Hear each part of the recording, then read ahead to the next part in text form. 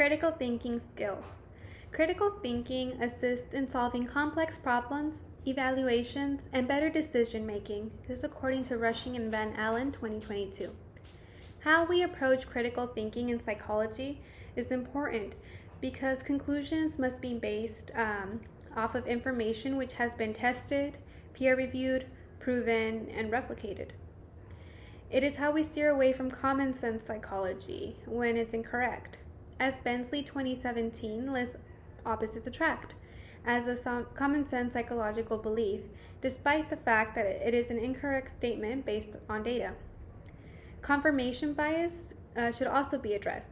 As Bethel College states, confirmation bias can happen commonly in everyday life, like when two people with opposing views look at the same argument, but pay attention only to that which aligns with their views. Bensley defined a bias as occurring when a person judges unfairly and not on objective evidence. What happens when that bias forms our opinions and judgments? Thinking errors. And how do we correct thinking errors? With critical thinking. And this encourages one to look at both sides of an argument and check the authors for any biases in their work.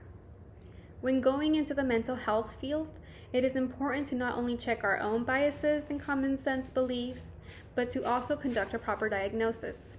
Bensley describes how mistakenly inferring causation from a diagnosis can occur, despite the fact that a diagnostic label only applies to a set of symptoms, but not the underlying cause of the issue. As we discuss biases, it's important to view those which we are blind to.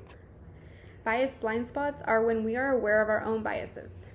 A well-rounded mental health professional must use critical thinking skills, check our own biases, use science and proven data over common sense beliefs in order to better understand those that we are working with.